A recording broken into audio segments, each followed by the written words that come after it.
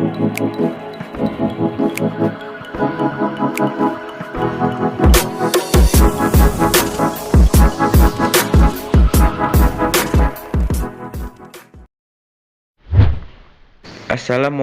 warahmatullahi wabarakatuh. Selamat pagi, salam sejahtera bagi kita semua.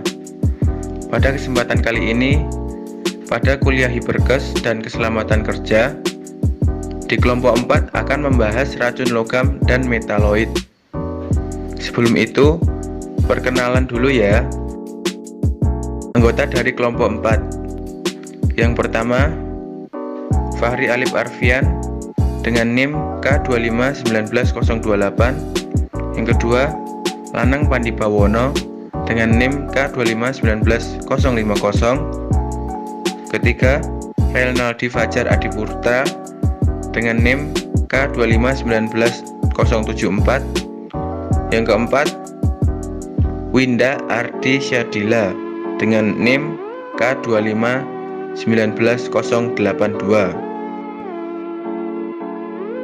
Logam beracun. Logam beracun adalah semua logam atau metaloid yang relatif rapat yang diperhatikan karena toksisitas potensialnya, terutama dalam konteks lingkungan. Toksisitas logam adalah terjadinya keracunan dalam tubuh manusia yang diakibatkan oleh bahan berbahaya yang mengandung logam beracun. Zat-zat beracun dapat masuk ke dalam tubuh melalui pernapasan, kulit, dan mulut. Pada umumnya, logam terdapat di alam dalam bentuk batuan, biji tambang, tanah, air, dan udara. Contoh logam beracun seperti kromium, kandium, timah, nikel, arsen, dan lain-lain.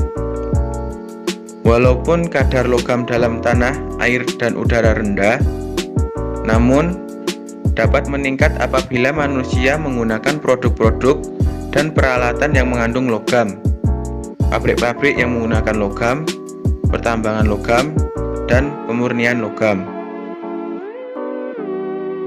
Penyebab penyebaran racun logam. Penyebab penyebaran racun logam antara lain industri yang menggunakan logam sebagai penunjang bahan tidak memperhatikan keselamatan lingkungan, terutama saat membuang limbahnya. Logam berat ditemukan secara alami di tanah dan terkonsentrasi sebagai akibat aktivitas manusia. Sumber-sumber umum berasal dari limbah pertambangan dan industri. Logam dan metaloid. Logam dan metaloid memang sulit dibedakan. Adapun karakteristik dari logam dan metaloid sebagai berikut. Logam bersifat konduktor, memiliki massa jenis tinggi, lembut atau lunak, serta mudah ditempa. Sedangkan metaloid bersifat semikonduktor, memiliki massa jenis rendah, struktur lebih terbuka, dan warnanya agak gelap. Berikut contoh dari logam. Yang pertama, timbal. Timbal adalah logam berat yang terdapat secara alami di dalam kerak bumi. Timbal dikenal dengan simbol Pb. Timbal adalah logam golongan 4A yang relatif tidak mudah bereaksi. Penyebab keracunan timbal karena adanya unsur timbal yang tertelan atau terhirup ke dalam tubuh. Adapun gejala dari keracunan timbal seperti gangguan perilaku, mengalami kesulitan dalam berkonsentrasi, gangguan gerak, sakit kepala, anemia, dan nyeri kolik perut. Kita dapat melakukan pencegahan agar terhindar dari keracunan timbal seperti menjaga kebersihan tangan, mengurangi penggunaan dan keberadaan benda yang mengandung timbal, serta bagi pekerja industri agar selalu menggunakan alat pelindung diri atau APD untuk mengurangi dan melindungi paparan timbal pada tubuh secara langsung. Logam nikel. Nikel adalah salah satu unsur logam dalam tabel periodik dengan huruf simbol Ni, N besar dan I kecil. Nikel bersifat tahan karat, tidak berbau, dan tidak berasa. Jika seseorang terdampak keracunan logam nikel dapat berupa sakit kepala, muntah, mual, dan diare. Apabila terlalu banyak nikel yang masuk ke dalam tubuh kita, lama-kelamaan dapat merusak organ ginjal dan paru-paru. Untuk upaya pencegahan keracunan logam nikel dapat dengan cara menggunakan alat pelindung tubuh selama bekerja dan selalu menjaga kebersihan badan. Kromium atau Cr merupakan suatu unsur logam baja abu-abu keras dan mengkilap. Kromium bersifat anti korosi.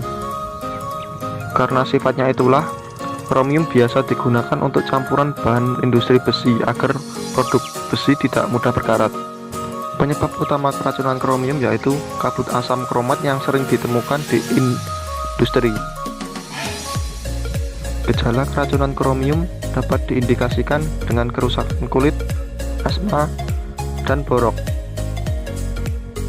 Untuk pencegahannya dapat membuat ventilasi di sekitar tempat bekerja agar dapat membuang uap yang bersifat asam kromat. Selalu menjaga kebersihan sebelum dan setelah bekerja. Logam mangan. Logam mangan ialah salah satu unsur logam dalam tabel periodik yang berlambang Mn. Mangan sendiri sering digunakan dalam industri stainless dan sebagai campuran aluminium. Penyebab keracunan mangan ialah sewaktu seseorang bekerja di tambang ketika menghaluskan, memilih, dan mengayak biji mangan. Gejala keracunan mangan yaitu susah tidur, nyeri otot, tremor. Untuk upaya pencegahan dapat membuat ventilasi di sekitar tempat bekerja dan selalu menjaga kebersihan badan setelah bekerja. Berilium. Berilium merupakan logam berwarna kelabu terang yang larut sedikit dalam asam dan tindih encer. Dalam industri, berilium biasanya digunakan sebagai agen alloy dalam pembuatan tembaga berilium.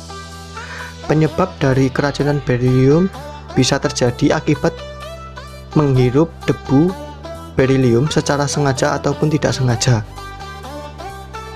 Gejala keracunan berilium. Seseorang yang telah terjangkit keracunan berilium akan merasa dirinya menjadi lemah dan lemas, mengalami masalah pernafasan, dan jika sudah keracunan akut dapat terjadi pneumonia akibat dari efek toksik berilium. Keracunan berilium dapat dicegah dengan mengupayakan sedikit mungkin kadar debu di udara di bawah NAB-nya. Arsenik.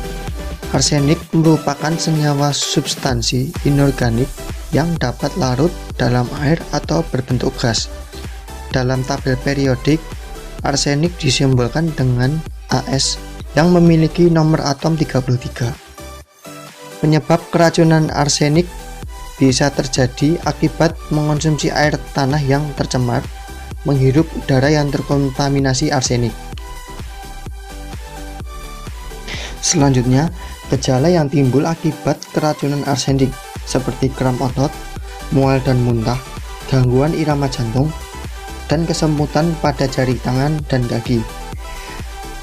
Pencegahan keracunan arsenik dapat dilakukan dengan menyediakan pasokan air yang aman untuk diminum dan irigasi tanaman pangan yang baik.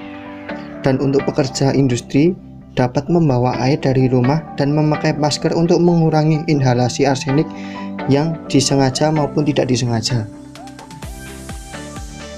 Fosfor. Fosfor merupakan senyawa substansi inorganik yang dapat larut dalam air atau berbentuk gas. Dalam industri pertanian, fosfor digunakan sebagai pupuk pertanian. Selain sebagai pupuk, fosfat juga dapat digunakan dalam pembuatan baja dalam aplikasi militer. Penyebab dari keracunan fosfor adalah kerusakan jaringan metabolisme pada tubuh. Gejala keracunan fosfor. Gejala yang terjadi akibat keracunan fosfor seperti keracunan mendadak atau ikterus, degenerasi lemak, nekrose hati, penyumbatan dan erosi saluran pencernaan. Pencegahan yang dapat dilakukan agar terhindar dari keracunan fosfor seperti mengurangi asupan dan penyerapan fosfat dari saluran pencernaan, meminum antasid yang mengandung kalsium. Selanjutnya, uap logam. Salah satu penyakit yang disebabkan dari terpaparnya uap logam adalah demam uap logam. Demam uap logam merupakan sakit yang disebabkan karena uap seng yang masuk ke dalam ruang kerja pada pekerjaan pengelasan atau pemotongan seng terhirup dan masuk ke dalam tubuh. Penyebab keracunan logam disebabkan karena menghirup uap seng atau debu logam yang berterbangan. Pada proses pengelasan, debu yang berterbangan akan mudah terhirup bersama udara bersih. Butir asap yang sangat halus akan terbawa masuk dan terperangkap di dalam paru-paru. Gejala keracunan uap logam seperti mual, sakit kepala, demam, sakit pada otot dan sendi, nyeri dada, dan sesak nafas. Pencegahan keracunan dilakukan dengan membuat ventilasi yang memadai di tempat bekerja, istirahat yang cukup, dan meminum obat analgetika untuk meredakan rasa nyeri yang timbul akibat keracunan uap logam. Selanjutnya, keselamatan kerja.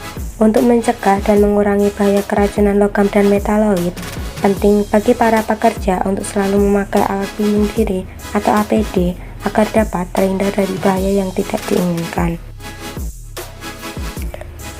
Demikian presentasi dari kelompok kami. Terima kasih atas perhatiannya teman-teman. Semoga dapat bermanfaat dan menambah wawasan untuk kita semua. Stay safe and stay healthy teman-teman. Sekian. Assalamualaikum warahmatullahi wabarakatuh.